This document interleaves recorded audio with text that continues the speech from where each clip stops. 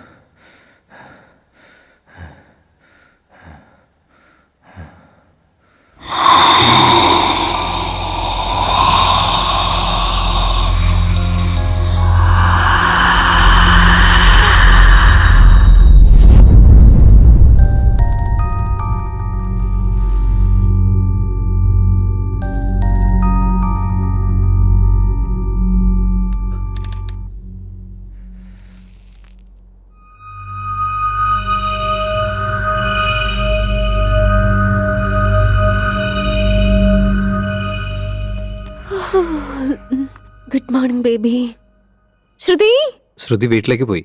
വീട്ടിൽ പോയിന്നോ? കിഷോറിന്റെ വൈഫിന് തീരെ സുഖമില്ലെന്ന്, അതുകൊണ്ട് വന്ന് കൂട്ടിക്കൊണ്ട് പോയതാണോ? അതിരിക്കട്ടെ, നീ ഇതെങ്ങോട്ടാ പോന്ന്? അവള് റൂം ലോക്ക് ചെയ്തിട്ടാ പോയേ. കീ വന്ന് വാങ്ങിട്ട് പോയി കിഷോർ പറഞ്ഞായിരുന്നു, അത് വാങ്ങിട്ട് നീ എടുത്തോണ്ട് പോയിന്നോ?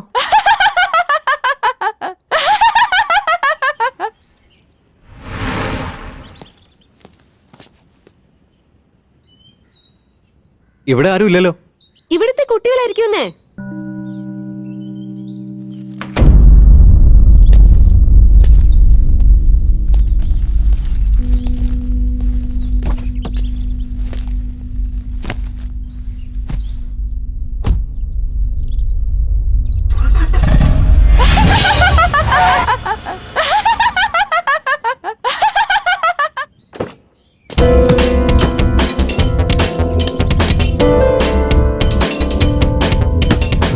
സന്ധ്യ സന്ധ്യ വാതിൽ ഓർക്ക്. സന്ധ്യ, എന്താ അരുൺ? നിനക്കപ്പോ എന്തെങ്കിലും കോളിമേലിന്റെ സൗണ്ട് കേട്ടോ? ആ, ഞാൻ കേട്ടു. ഞാൻ നേരത്തെ തഴിച്ച് കബോർഡിനുള്ളിൽ വെച്ചതല്ലേ? ഓ, അതാണോ? എല്ലാവരും വന്ന് ഈ വാതെല്ലാം മുട്ടുന്നു. ഈ ഒച്ചയേക്കാൾ നല്ലത് ആ ചിരിയാ നല്ലതെന്ന് വെച്ച് ശ്രുതി പിന്നെ എടുത്ത് ഫിറ്റ് ചെയ്തു. പക്ഷെ ഞാൻ ഇത്ര നേരം പ്രസ് ചെയ്തോണ്ടിരുന്നല്ലോ, സൗണ്ട് ഒന്നും വന്നില്ല. നീ പോയപ്പോ പവർ കട്ടായിരുന്നു, അതുകൊണ്ട് ശബ്ദം വന്നില്ല. Arun, are you really okay? I am okay. നിക്കതാ വരുന്നു.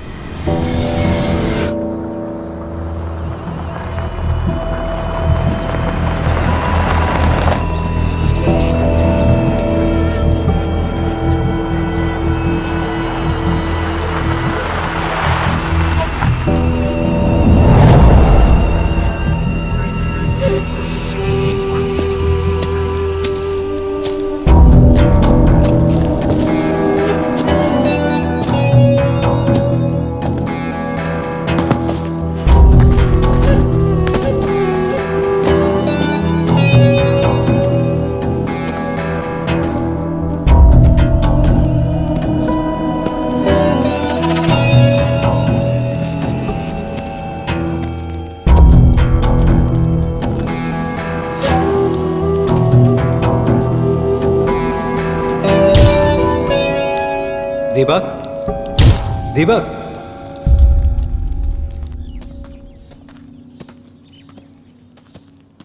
നോക്ക് മച്ചാ, നീ ആവശ്യമില്ലാതെ ടെൻഷൻ അടിക്കുക. ഇതെല്ലാം കോമൺ ആടാ.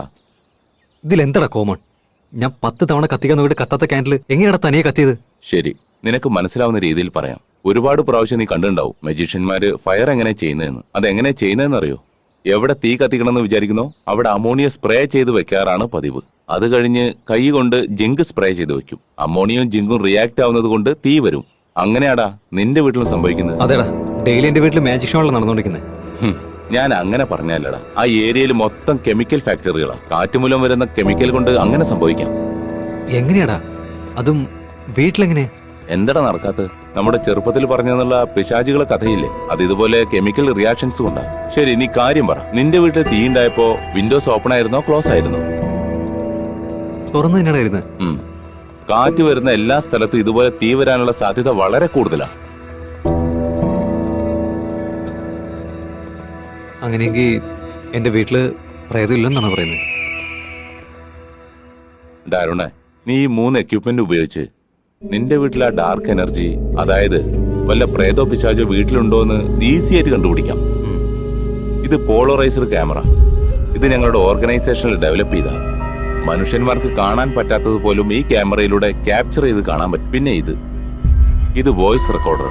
മനുഷ്യർക്ക് കേൾക്കാൻ പറ്റാത്ത മൈന്യൂട്ട് സൗണ്ട് പോലും ഇത് റെക്കോർഡ് ചെയ്ത് പ്ലേ ചെയ്താൽ നമുക്ക് കേൾക്കാൻ പറ്റും. പിന്നെ ഉള്ളത്, ഇത് വളരെ പ്രധാനപ്പെട്ട ഒരു ഡിവൈസ് ആണ്. ഡാർക്ക് എനർജി എവിടേക്കുണ്ടാവോ അവിടെയൊക്കെ ടെമ്പറേച്ചർ വേരിയേഷൻ ഉണ്ടാവും. ആ ടെമ്പറേച്ചർ വേരിയേഷൻസ് ഇത് ഡിക്റ്റേറ്റ് ചെയ്ത് ഡാർക്ക് എനർജി ഉണ്ടോ ഇല്ലേ എന്ന് കാണിച്ചു തരും. ഒരുപക്ഷെ നിന്റെ വീട്ടിൽ ഡാർക്ക് എനർജി ഉണ്ടെങ്കിൽ ഇതിൽ ബ്ലൂ ലൈറ്റ് കത്തും. അതേ എനർജി നിന്റെ അടുത്തുണ്ടെങ്കിൽ റെഡ് ലൈറ്റ് കത്തും. ഇത് കൊണ്ടുപോയി ചെക്ക് ചെയ്യും. നീയും കൂടെ വേണം. ഞാനെന്തിനാണ്? നിന്റെ വീട്ടിൽ എന്തെങ്കിലും പ്രശ്നം ഉണ്ടെങ്കിൽ എന്റെ ടീം മൊത്തം അവിടെ വന്നിരിക്കും. ശരി അരുൺ, നിന്റെ വീട്ടിൽ എന്തെങ്കിലും ഉണ്ടോ എന്ന് അറിയാൻ വേണ്ടിയിട്ടല്ല ഞാൻ ഇത് തന്നത്. നിന്റെ വീട്ടിൽ ഒരു ശക്തിയും ഇല്ലാന്ന് അറിയിക്കാൻ വേണ്ടിയിട്ടാണ് ഇത് തരുന്നത്. Thank you.